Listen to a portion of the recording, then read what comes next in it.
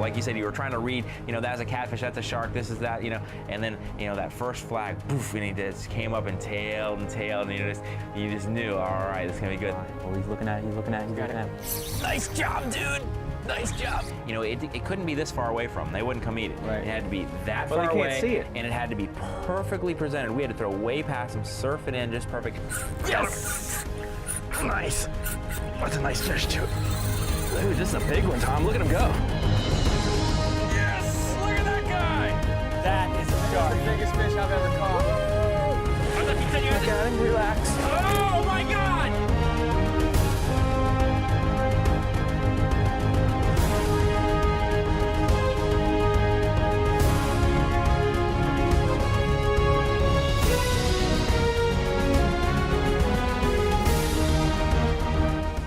K Saltwater Experience with Captain Tom Rowland and Captain Rich Tudor.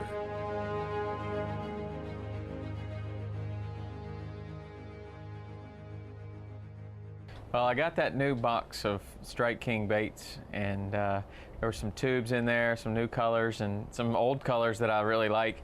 And I wanted to check out and see how those were gonna work on the redfish this time of the year in that super clear water. We've had, you know, I would say that without a doubt, the tube has been not only the most versatile bait for redfish, but honestly, man, anything else that we've fished for, yeah. I mean, I've always got 10 different colors of tubes, different sizes, ready to go, and you know, the hooks to rig them on.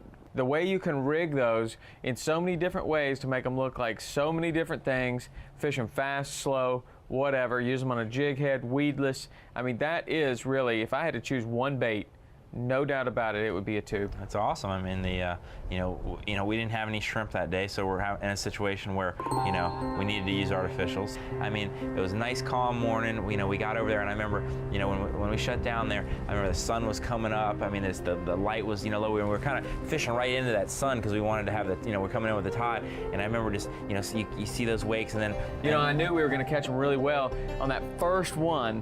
You know, we're going up there, you're saying, look for wakes and stuff. We're getting excited because it's always that way. When you get up to a new spot, you're looking for, you know, 100% certainty that you're seeing what you're looking for, whether it's bonefish, permit, tarpon, sharks, whatever, you know. You want to see that tarpon roll. You want to see the redfish tail. You want to see the redfish swim by the boat so that you know what you're looking for. And, you know, even though we do it all the time, we got a little confused on some catfish up there. They're pushing it, or maybe you have two catfish pushing, looks like one redfish pushing, and the light's kind of low, and we're thinking, that's gonna be a redfish. Man, it swims by, it's a catfish. You know, so then you're kind of doubting yourself, you know, are we in the right spot, this or that? Then there's that one wake that goes by, and I'm like, I'm taking a shot at this. And it just, boom, comes over and hits that tube and hammered it. Got him. Nice job, dude. You're over me. I'm over you. Here. Nice cast. That was cool.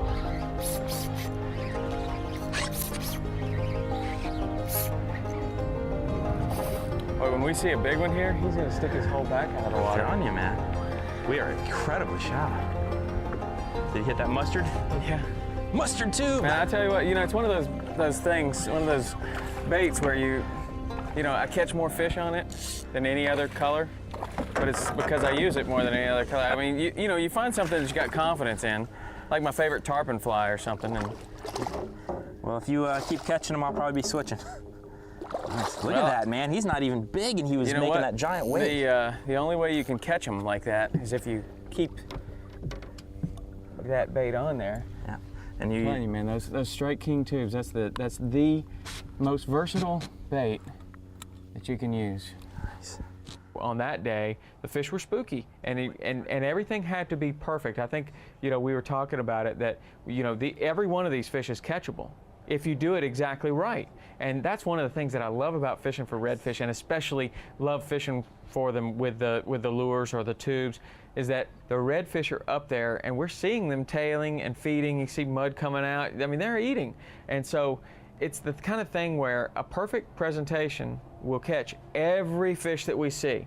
Sure. And so it's not a matter of, you know, we found them, everything's going well, but now we have to do it perfectly. And when you've caught one, you know you did it exactly right. And that's very rewarding. Yeah, that one's full grown there. Yeah, that's a big tail. Look at that. That is a giant tail coming out of the water. One that might win someone some money. Boy, he is happy too. We're just sitting there, flagging, tailing, digging, eating, chewing. He's starting to move a little bit to us. Yeah, we might get a shot here. Beautiful day. This is awesome, man. Looking at you, looking at you, looking at you. Nice job, dude.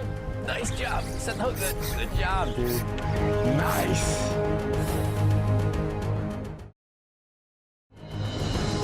The Hawks Cay Saltwater Experience is brought to you by Suffix, drawing the line on performance. By Yellowfin, only in a Yellowfin.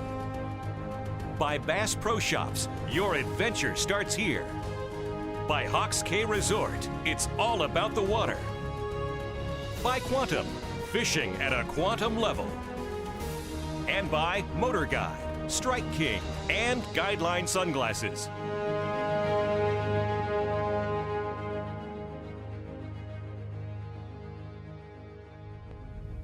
I got him. I'm just gonna sneak up on him real slow. I'm gonna go ahead and make a cast out here behind me. Just clear out my gear, make sure everything's right. You know, we make this approach up to this guy for 10 minutes, and I'm not gonna miss him because I got my line wrapped around my bail. And that's the deal, man, with this flats fishing. If you just eliminate most of the problems before they happen, you got a much better chance of success. I'm gonna be in range in just another 3 or 4 pushes, man. You should have it. That first tail that we saw, you know, that poof, you know, that flag, there's unmistakable. Like you said, you were trying to read, you know, that's a catfish, that's a shark, this is that, you know, and then, you know, that first flag, poof, and he just came up and tailed, and you know, it was far enough away that, you know, you couldn't catch it right away, but you just knew, all right, this is gonna be good. And then you look out there and poof, there's another one. And I remember I scanned with binoculars at one time and I could just see, Tom, there's 3 or 4 here, there's 3 or 4 there, we're gonna be good. And it was just, you know, for hours we just, you know, we just pulled, you know, from one to the other. We'd see them, and they weren't like all next to each other. It was one of those days where they were spread out, and luckily that easy pulling little light skiff, we could, you know, push it, and we'd go, you know, 100 yards towards one, and when we get in the downwind position, then we could throw further. We could power pull or lock the boat steady, and you could just take shot after shot, and until finally he'd pull up his head, or we'd surf that tube right over his, you know, back there, right in front of his head, and let it fall, and then he'd get it, you know, boom, and he'd pound it. Looking at you, looking at you, looking at you. Nice job, dude. Nice job. Set the hook good. Good job, dude. Nice. Whew. That was cool. Talk about having to lay it in soft and easy. Whew. Subtle presentation, weightless. Just slide that tube in there. That went in so so nice and soft. easy. Nice job, dude. Tell you, I think standing up on this cooler really helped me to keep that rod higher and, you know, bring it in slow. Yeah, man. Super slow. You know, it was really one of those, I mean, we spooked a lot of fish that day. Yep. Even once we started doing it, you know, the right way and getting the downwind and everything, it was so difficult. And if it didn't come in just perfect, they were just really spooky that day for some reason. If we got the boat too close, they'd feel the boat and go away. Even though we were being whisper quiet, you know, it was just, there was something about the high pressure or whatever was going on that day. They were spooky. Beautiful, man. Talk about finesse fishing, huh? Whew. I like it that way. It's more rewarding when you feed one after Yeah, that was awesome. being hard like that. Nothing easy about that. A lot of people think that red fishing is always easy, and sometimes it is, you know, and sometimes you come out and you catch a whole bunch and it leads you to believe that it's like that every time, and you get high pressure like we have right now, and sun stays high, you're trying to feed them on artificials. That's hard, man. Look how pretty he is. He's got a lot of blue on his tail. Another good size. That was a nice job, man. So that 8-foot rod? 7.5, but an 8-footer would have been real nice. But I mean, just being up on this cooler, I really believe that helped a lot. Because if I was going slower. Nice. Wait, look at the orange. If I was going slower. That's why I set the hook so many times. Because I mean, that thing was barely in there. And a lot of people don't know about this part of these fish's mouth. I mean, you try to stick that hook in there, and it is Yeah, man. really, really hard. You gotta keep setting that hook and keep setting it. Look how orange his pectorals are. It's amazing. I'm always amazed at these fish, whether it's a bonefish or a permit or a redfish, how well suited they are for their environment. I mean, you look at that fish in an aquarium and you think, wow, that fish would stand out anywhere. But you look at him straight down over this grass, and man, does he blend in perfectly. He is, he's beautiful, man. Look at that. All right, buddy, I'll see you later. Cool. Nice job, dude. Good feed. That was a good feed. See if I can find you one now.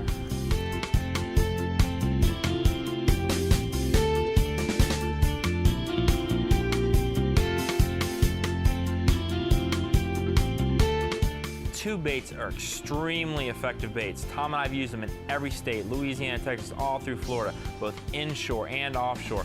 Catch a variety of game fish. They simulate about every bait fish you can imagine. It can be a shrimp, it can be a crab, it can be a squid, about anything that these fish will eat, especially when we rig it weedless. When we're fishing that shallow water for the super shallow redfish, we love to rig them weedless. The key to that is using a worm hook like this with a bended shaft. The variety of hook companies make them, they work real well. The way to rig that then is just to go barely into the hook, just about a fraction of an inch in there, come through the top, then roll it all the way down. And here's where that bent shaft comes in. You can kind of roll it over backwards like that. Then I compress the tube, bend it down a little bit, go through the whole body of the tube like that, exposing the hook. At that point, you're pretty much ready to go. It's fairly weedless, and to add a little additional weedlessness, I'll kind of just bury the tip lightly in the skin there. At this point, we're totally weedless, 100% weedless. We can go in and out of that grass, throw it in 6 inches of water with floating grass on top, big grass on the bottom, and weave it in and out of that grass, not worrying about getting weeded up. When the fish grabs it, it'll compress that tube down, exposing that hook, and you'll hook them up almost every time. The tubes are an extremely effective bait. You can use them in shallow water, especially with that high grass, rigging them weedless. They'll work for you in a variety of situations almost every time.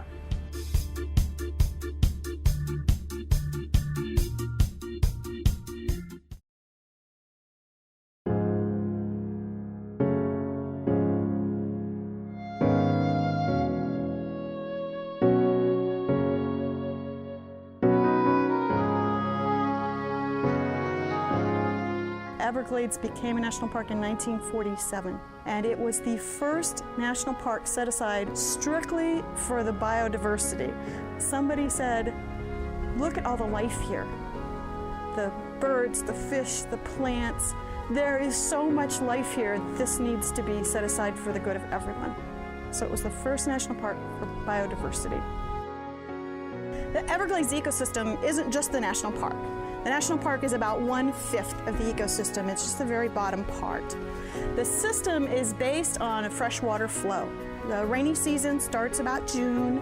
The rains occur, it falls up in the lakes region around Kissimmee, Orlando, fills up Kissimmee Lake, down Kissimmee River into Lake Okeechobee, eventually flowing down to what today we call Flamingo, into Florida Bay, and then down into the Gulf of Mexico. It's that freshwater flow, that movement from north to south, that creates an estuarine environment, a kind of a brackish environment. That makes Florida Bay a nursery. And it is a huge nursery for fish and shrimp and crab and all sorts of marine creatures because that fresh water comes down to meet the salt. There's a wide variety of estuarine saltwater fish that really enjoy this shallow environment of Florida Bay. They're either coming in to hide around the edges of the mangroves, or maybe they're coming in to reproduce, but that's very, very attractive. Because we have all those fish, and because we have a shallow environment in Florida Bay, we also get a lot of birds. And twice a day, you look out in Florida Bay and half of it's empty, but it's just the tidal movement in the bay, and the bay is so shallow, you get large masses of sandbars, mud banks, and the birds will come in to feed. And you have birds that will also just feed on the water, like osprey, which will dive down and grab a fish, or bald eagles that'll do the same thing. It's common to see a bird just standing, and it looks like they're standing on the water. In actuality, they're standing in very, very shallow water. And so that gives the birds a great place to feed, and it gives the people fish a good marker to know shallow water, time to go around that section. you know, what we did that day in particular is we were able to fish those tubes in a manner that you could, you know, we'd normally fish like a live shrimp or a bait, you know, where we'd be able to, you know, rig it weedless with no weight. I mean, I was rigging mine with no weight, totally weedless, and I could, you know, it's on that light, you know, 6 or 10 pound braid, I could throw it long ways, you know, get way past the fish, and then just making sure with the tip straight up in the air, you know, because if you let your tip go down, it would fall. But keep the tip straight up and reel just fast enough to keep it on the surface, just so you can see it skimming on the surface, and then just, you know, get in front of that fish and just like let it flutter and just kind of fall. It would fall almost weightless, and it would, with those little legs, you know, they just kind of, they'd make enough motion to look alive, and then they just pounded. It was really interesting. I mean, I guess they're, in that situation, I would say they're thinking it's a crab swimming on top and then falling into the grass. Yeah, well, it could be anything. You know, those fish are getting down in the grass. You know, there's going to be grass in front of their face that they're going to be kind of looking through. They see motion.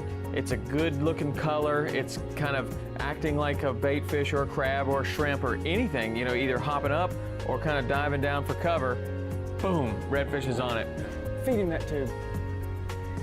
Yes! Nice. That's a nice fish too. Look at that. I can see his white mouth open again. Oh yeah. Dude, this is a big one, Tom. Look at him go. I'm pushing. This is a nice fish. He dumped that thing, didn't he? Right Boom! Size fish here. He's got some weight to him. You know what was interesting about that type of fishing is there was no question about where the fish was. We saw the fish. I mean, you would think that would be easy to catch, but they were so spooky. If the cast wasn't perfect, and I mean, you know, it couldn't be this far away from them. They wouldn't come eat it. Right. It had to be that Well, far they away. can't see it. And it had to be perfectly presented. We had to throw way past them, surf it in just perfect. So it was a really, I think that is the absolute best teaching tool I could ever, you know, make an angler out of. If I can take a guy out that's not very good and get him on those tailing redfish, he's gonna get lots of opportunities, and he's gonna get maybe 5, 10, 20 casts at the same fish. I mean, they might get 100 shots at a day, you know, maybe only at 10 fish, but they get 10 shots at each fish. And that's very educational. It's a nice fish, man. Yeah, man. That's much bigger than the other ones. Look at that. Look at that guy. He's got some weight to him.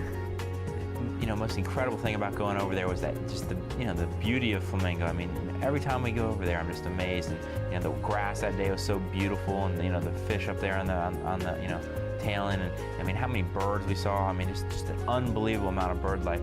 You know, that Flamingo area. You know, it's just, if they hadn't protected it years ago, that'd be all condos. I mean, we're so lucky that that's just all natural. That's our backyard. I mean, you know, it's an awesome thing to have in our backyard. Absolutely. It's a nice fish. It's a nice fish. Tell you what, we've been pretty happy with him a few days. I'm happy with him today. I'm happy for with sure. him today too. That's great. Thanks, dude. That was cool. Yeah, now it's my turn. You got it. Very nice.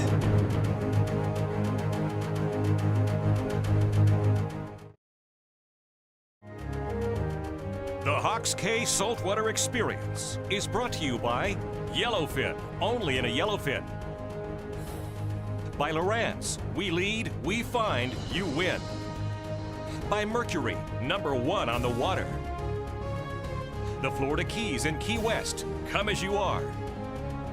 And by Thumbdinger, Navionics, Scott Fly Rods, and Loadmaster.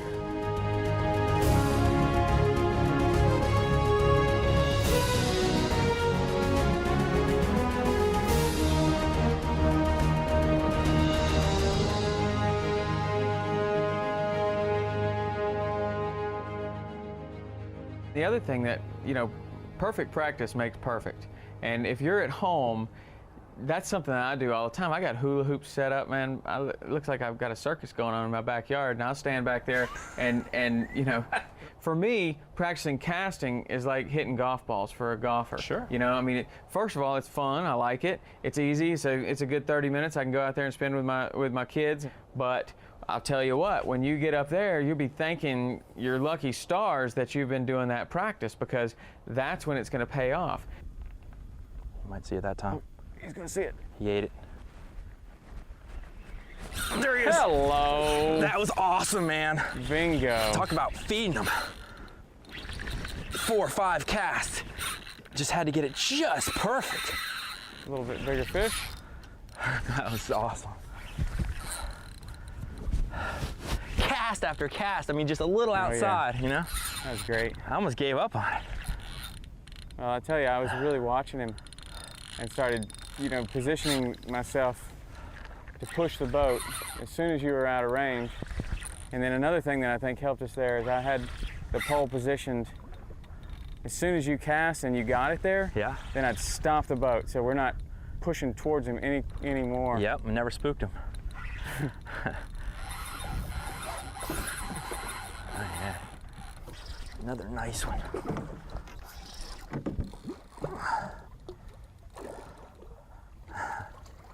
Dude, that was an awesome feed. Talk about working hard to catch a fish and getting the reward, huh? Well, we got the fin thrown at us a few times when we didn't do it right, didn't we? Oh yeah. That's fun though.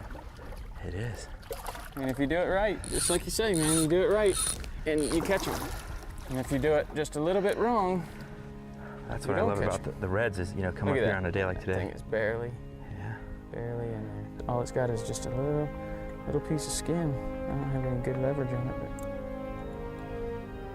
Those soft tubes just fall off, you know, once we set the hook on them good usually. That's nice. Very nice. no worse for the wear there, man. And See you later. See you later. Accommodations provided by Hawks Cay Resort Marina and Villas. It's all about the water.